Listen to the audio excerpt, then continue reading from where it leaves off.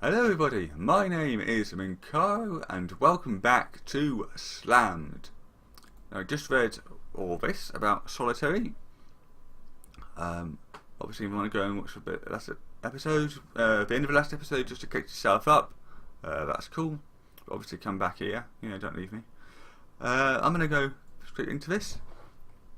Solitary. I should have been clapping during that. Fight after fight, year after year, Solitary kept winning, and he didn't stop bucking expectations inside the ring. He came out as gay, lambasted the Dobbs family, agitated for the unionization of wrestlers. Solitary. Dobbs couldn't fire him, not without tanking ratings and tarnishing their entire shoot hybrid experiment. So instead, the GWA brass tried to stack the deck against him at every title defence. Solitary agreed to every proposed handicap in exchange for changes to his contract whenever he won, and since he just would not lose, he soon had more control over his matches, appearances and merchandise than any professional wrestler had ever had. This pay-per-view, Solitary was facing a three-man gauntlet, his most daunting challenge yet. But if he won, from then on, he would only have to defend his title once a year, at Ring of Valhalla. Solitary. JJ turned to you. The champ is going down this time, don't you think? No way. They call him the Eternal Champion for a reason. Sure, it's obviously rigged. Yes, no way he can beat 3 men in a row. Okay, so he's overcome all his odds. I'm starting to think it might be, and I've clicked the middle option there, because I'm starting to think it might be, because he's overcoming these odds and it's meant to be shoot fights, that they are being rigged. And it's something that the company is doing to drum up controversy. Like the CM Punk pipe bomb, for example. The whole work shoot thing where they're saying stuff against the company or still working for the company because the company believes that that level of controversy will get more interest in them. So, yeah. I don't think so, says JJ. That's because you're a mark, you tell JJ, using a term that refers to wrestling fans who see wrestling as an unscripted, competitive sport. Putting that aside for now, JJ says, let's just assume that Solitary's matches are all real fights. Are you fine with him winning again? Sure, Solitary's an inspiration to me. That's just the way it is. If he wins, he deserves to be champion. Nope, he's obnoxious as hell. No, it's starting to get boring. I said last episode that I was comparing Solitary to the John Cena aspect of things, and whilst I like him, the level of presence at the top was starting to get a bit old. I much prefer the John Cena now US champion. Obviously, by saying all this, I'm kind of dating my videos for a certain time period, but there you go. So we'll go with that one. But if he's the best, doesn't he deserve to be champion? JJ asked.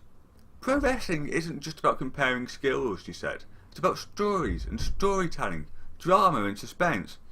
Isn't there a story in the fact that he's this unbeaten underdog? You turn to JJ. First off, if you're unbeaten, you're not an underdog. And second, sure, it was fine for the first few years, but you were interrupted then by a roar from the crowd. You and your friends watched, stunned, as Solitary's first opponent tapped out, caught in Solitary's free of club submission. The bell rang. Barely 2 minutes had gone by in the match. Solitary. The second man wasted no time getting to the ring. In hindsight, maybe he should have. He slid beneath the bottom rope, got up to one knee, and was promptly caught by a kick to the back of the skull. The champ went for the pin. 1, 2, no way, 3. The bell rang. The crowd erupted. Solitary. Unreal. Okay, something's fishy here. Stay silent. What was there to say? Yeah, that. So he's gone straight into the ring, bottom rope, and he's out. Now, that could be just quick thinking from Solitaire, maybe, but not looking right. He's beaten 2 guys now, 1 in 2 minutes, 1 in a few seconds. Yeah, there's no way that someone could be that good, right? The final man strode purposely to the ring, his face purple with rage. Poor Prototype had started out in the GWA as the ultimate good guy, but while that was still the facade he presented to the public, it was clear that he was obsessed with avenging his numerous losses to Solitaire. Unlike the other 2 opponents, Prototype put up a hell of a fight. In the end, however, after a grueling 20 minutes, Solitaire hit Prototype with the Ace of Spades, and that was that. The crowd went wild. He stared at the triumphant figure of Solitaire alone at the top once more, brandishing the gold and green of the GWA Championship. And you promised, then and there, someday I'll compete in that ring. Someday that's going to be me. Someday I'll have my Valhalla victory. Okay, I'm going to go for that one because that's obviously the one where you want to win at the biggest show of all time. Competing in a ring is like, yeah, you could do that on a house show. You know, you could do that on their equivalent of Sunday Night Heat. So that's going to be me. Don't really want to aspire to be the guy that's at the very top being forced down people's throats. You know, you'd rather be Daniel Bryan, who's gotten over through the crowd support. So there we go, that one. The team hung out in JJ's house until well past midnight, but by 2 in the morning, only you and Gris remained. You were about to say goodbye as well. You and Gris had agreed to go on a morning radio show to promote the Division 1 finals, and you didn't want Gris snoring into a live mic again, but then JJ stood up. JJ grinned. Now that the babies are gone, he left the room for a moment and returned shortly with a case of beer. Gris whooped and fell upon the beers like a shark diving through chum. You 2 should stay the night, said JJ.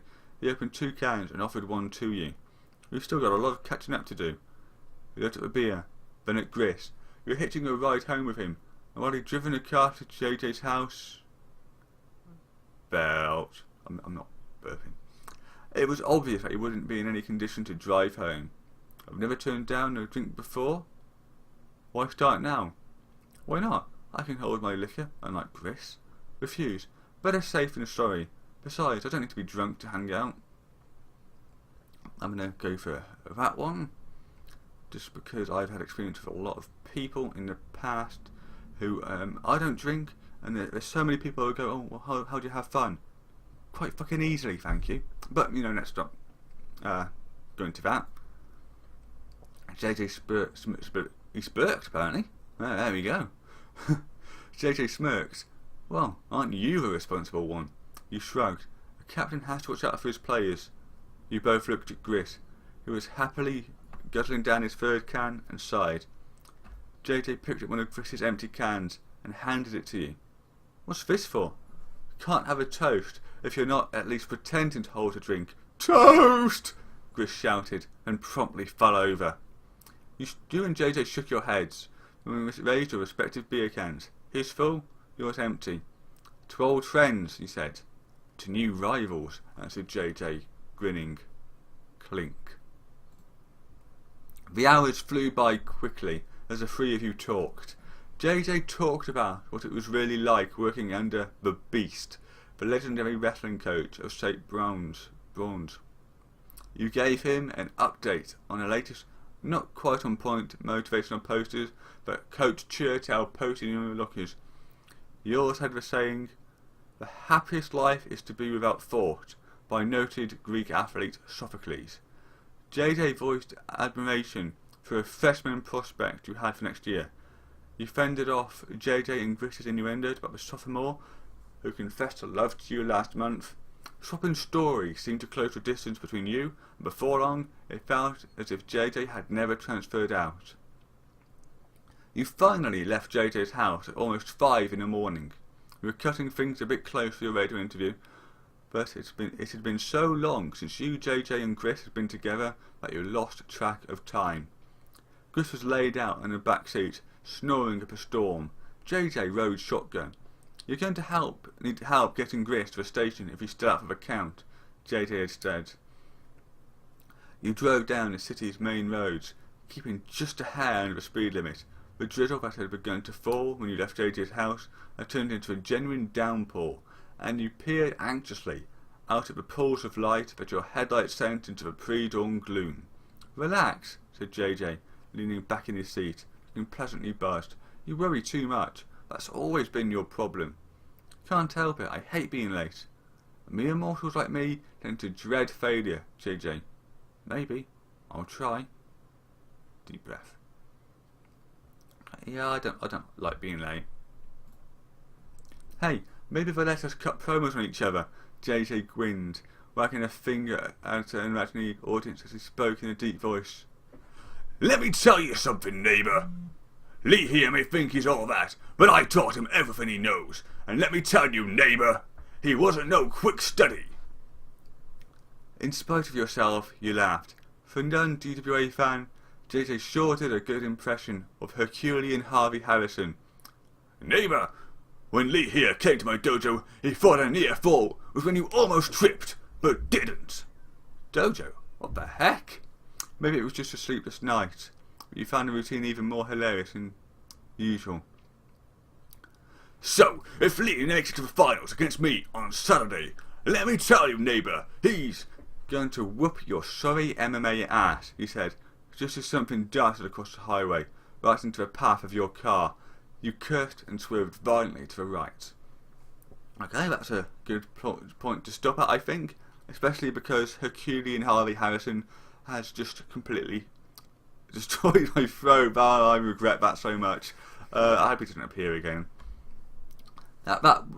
He's obviously meant to be a Hulk Hogan parody, and I was trying to do the kind of Hulk Hogan deep kind of gritty voice, but it didn't work out for me really. I should just stop trying to do voices. It's a bad idea. But anyway, thank you for watching.